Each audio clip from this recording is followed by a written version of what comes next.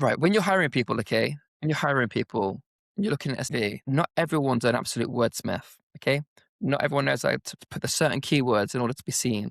Like I've built my own website. I'm a DJ on the side. I'm a host of various different events. I do talks. If I include everything I did on my CV, it'd be like 10, 20 pages long. So these days, you almost need like a 20-page CV and then like just tailor it for roles. This is Looks Good on Paper, a podcast from Willow about flipping the script on traditional hiring. I'm Ian Chohan, and every episode I put big voices in hiring and work culture through 3 quick-fire questions, speed dating style, to get the habits, trends, and ideas that matter.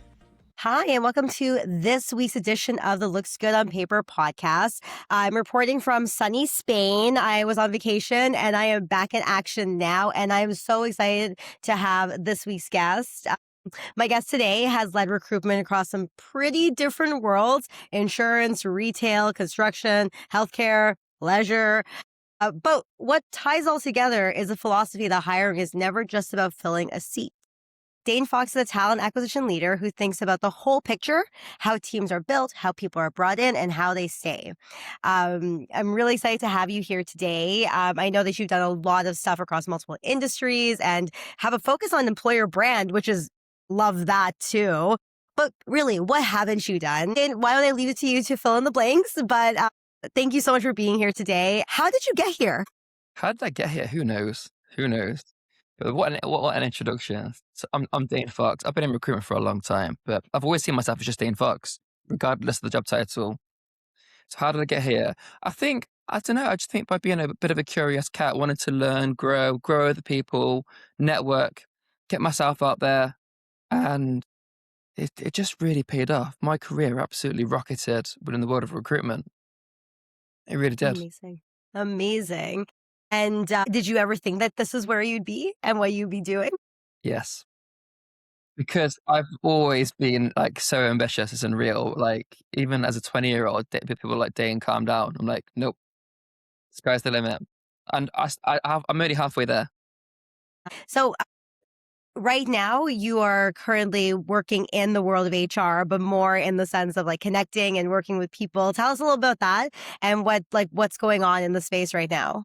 Yeah. So the TA market's the worst it's ever been. So do you know what? Rather than committing permanently, never really knowing whether you're going to be there for good, I just got to a space now where I don't want to just do BAU. I want to be able to go in and support businesses on a fractional basis and help take them to that next level. Or a lot of companies are so stuck in the mud, they need a fresh pair of eyes. I'm their guy. Bring me in. And then we can have those open conversations. I can talk them through how they can get there within the timelines they give me. It doesn't necessarily need to cost the ends of the world to get. Sometimes you can do things for like next to nothing. Sometimes it's the most simple, most straightforward things. It's just unlocking the ways of thinking.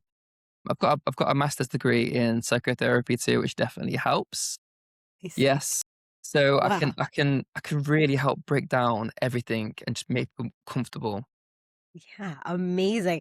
You know, I think one thing that is so true across many of the things we do in business, but also from this function and what I hear on the podcast is, you know, it's we're in a function around people. Yeah, we often forget that. And I think also with everything that's coming up with AI and things like that, I think we forget that there's a psychological thing here. There's a thing here where we have to actually care and show up for people and know how people work and work with them on those things. But I bet that gives you such an edge, your experience and everything that you do. It just means that I'm always calm, always relaxed, easygoing, Yeah. and I've got a massive heart as well. Everything I do, I put Mhm. my heart into it, and I just want people to be inspired and love what they do. 'Cause I love what I do. We're so Absolutely. blessed to be here and to do what we do. Yes, it's so true. And that's so rare, right? But why don't we jump in now? So let's start off. You know the drill. 3 questions, speed dating style with one wild card.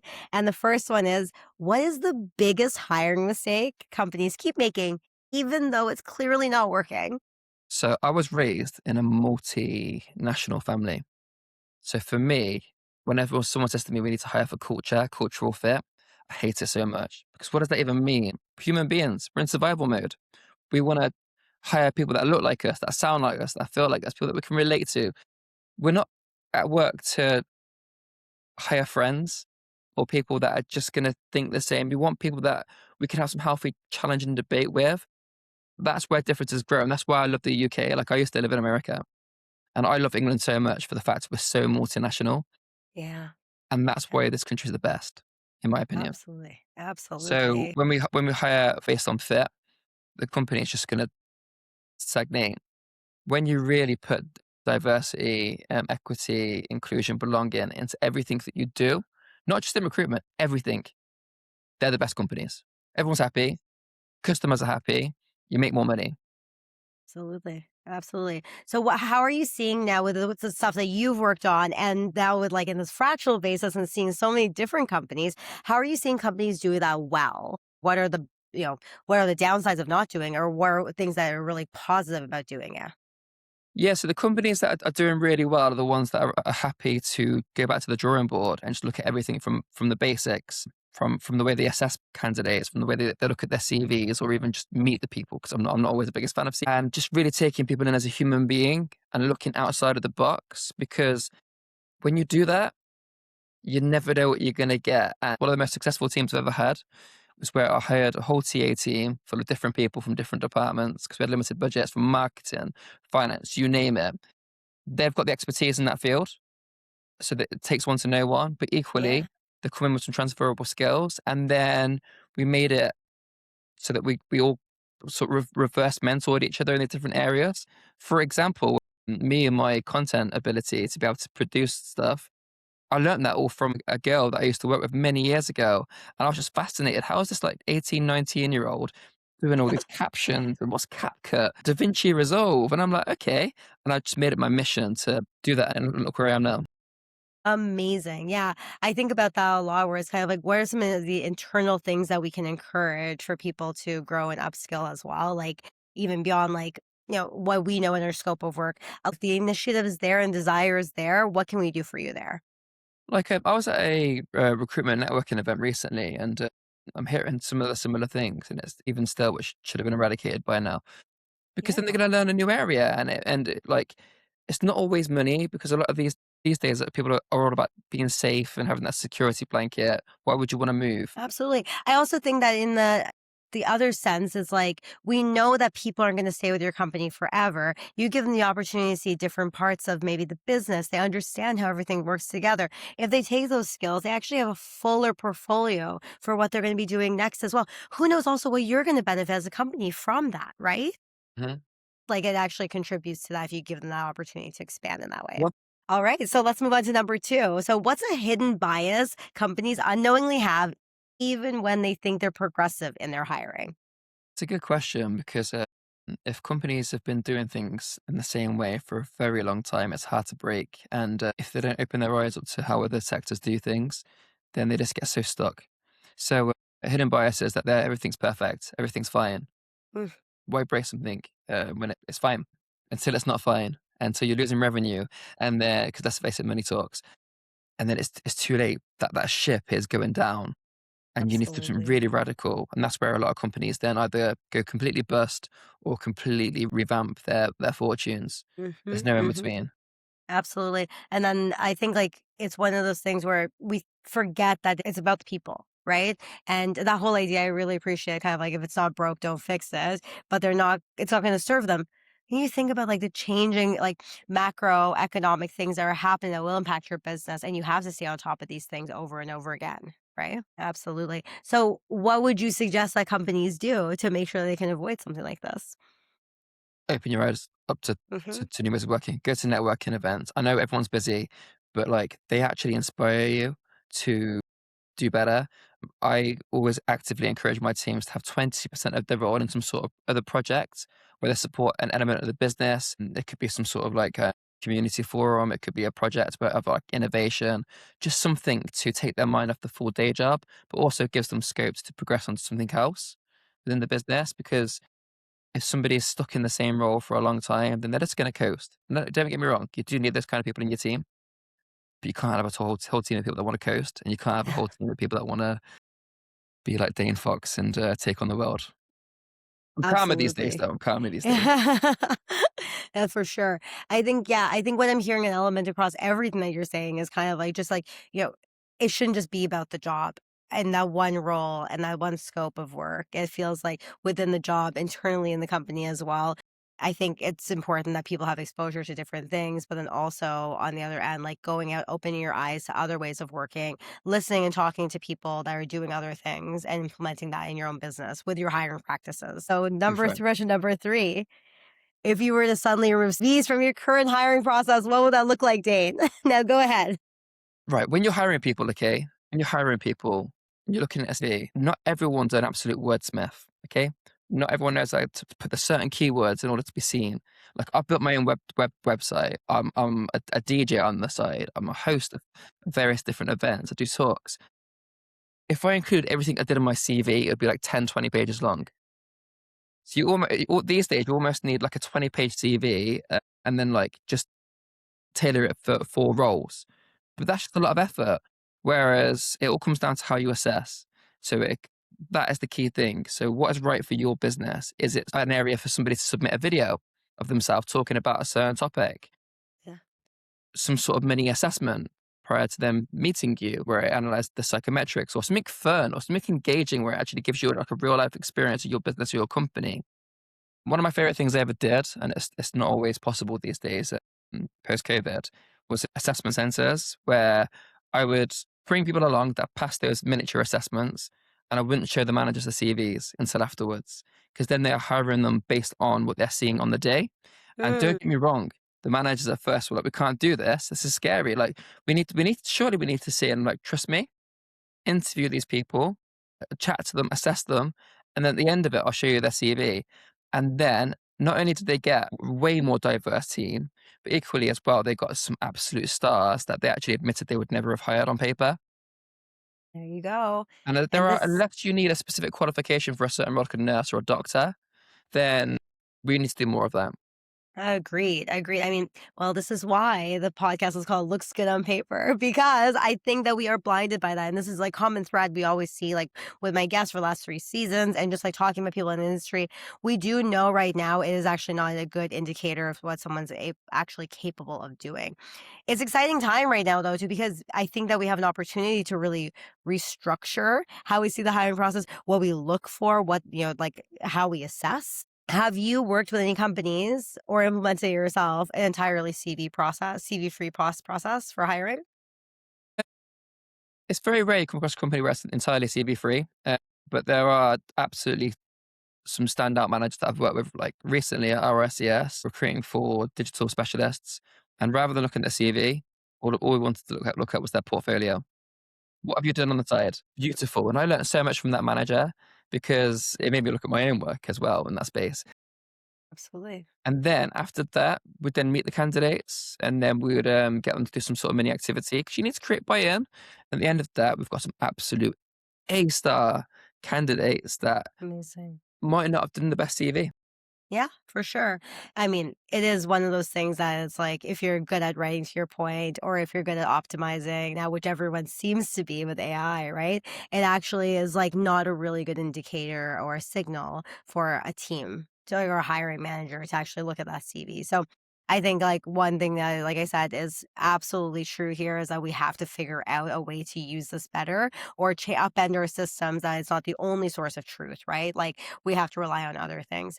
And I think like, I have a question of maybe this is the wild card question we can move into. What sort of trends are you seeing other ways around hiring that you think are going to be really important this year now that a lot of teams have implemented AI?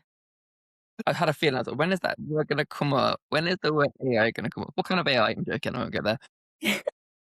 In a world where technology can take away a lot of the laborious manual tasks, like if you're a computer clicker, your job's going to be gone this year. It is. We want to become more human. So then how do you attract people? Your companies become more human. So employer Yeah. branding, EVPs are so key. A lot of companies are like, why would I spend 50, 100 grand on employer brand? What's the immediate return on investment? No, no, no. Yeah. This content you're producing is going to set the scene for the next 5 to 10 years. Some of the best things I ever did was where I would get like a really boring role or on paper boring or really corporate, like lawyers or finance people, Yeah. and really humanize them. So what do you do outside of work? Can I film you in your shoe cupboard? because this is a trainer collector. And then before you know it, like they're talking about their shoe, and it's like, oh, and I do finance, or and I do, or I'm a lawyer. It's just about like, I can see myself working with these people. This company lets you take your outside life into your personal, into your work life, Mhm. sorry, and just be as fully you as possible. Because for someone like me, I've just got to a point in my career now where I can't work for a company where I have to pretend to be somebody I'm not. I'm the same way. Absolutely. And I think, bringing your full and authentic selves into work is like a better way to actually live. And I think that will give us a lot more balance and also feel more fulfilled in so many ways. But I think that we're kind of in between maybe worlds in how we see working. So there's some companies, the old guard, where it's kind of like, you have your work self, it's professional, and you leave the rest of the door. But I think now we're flowing into something, to your point, something completely different. And I really appreciate that too, where it's kind of like, I think this is a newer way of working, but I think it's better for the company. If you're also, because again, that common thread for everything you're saying is like, you come as a whole person and the company actually benefits from that. Facts, absolute facts. And where it Absolutely. has and where it hasn't benefited is where companies are just, yeah, they they just want to stay in that same box. They're not progressive, um, and they just expect the people to stay. Absolutely, and succeed with the same old systems as the world around them keeps moving and changing. And desires in the individual worker and the individual person need more something different from their work. So I think I also very much when as a hiring manager in the past, things that I would look for would include things like, does this person have side projects? Do they take initiative? I love seeing that whole full person as well. I think it also shows the softer skills, and I think that's one thing that Willow does a really good job of is, like, looking at those skills-based hiring opportunities, like, what can we loo like, bringing down the JD to a point where it's like, we are looking for these fuller skills and Hmm. see how they work also in a team is so important too, right? So, I think that there's some really great things happening. We're just kind of that messy in between right now. Some really alarming things that are happening right now, especially in the UK. Like the whole pushing the barriers with coming into the office more and more and more. Like I'm seeing companies like 4 or 5 days a week in the office. We've gone backwards. For me, it's a case of work where you want, what's going to get the best out of you. Yes, you need to learn from other people, but how do we make that happen? How do we explain to that individual this is why you need to be around this person? Like it doesn't need to be for the whole day. Like entry level people, they need to learn from somebody. They need to shadow and be a mentor, of course. Do they Yeah. need to be in the office all day? Probably not. Agreed. I think one of the things is like the pendulum is swinging the other way suddenly again. And maybe it is one of those I hope, last breaths of this. But I do see a lot of companies in North America doing the same thing as the UK, a lot of companies in France as well. You have to be in the office. But I don't necessarily believe, and there is a lot of data to support this, that it does actually increase productivity or actual business outcomes. And I think that there's a better way to imagine how we can work together for sure. 100%. But you know what I would look for now if I was hiring this my own team?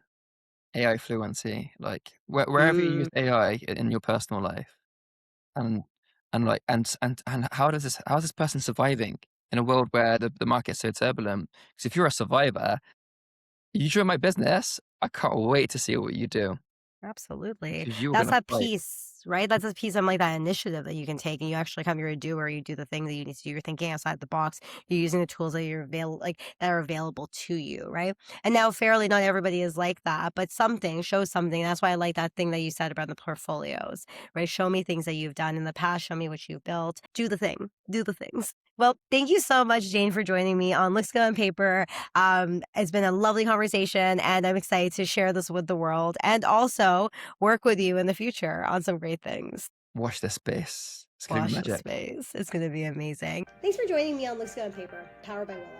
If today's 3-question sprint gave you something new to think about, hit subscribe and share with your network because in hiring and really in life, it's never just about what looks good on paper.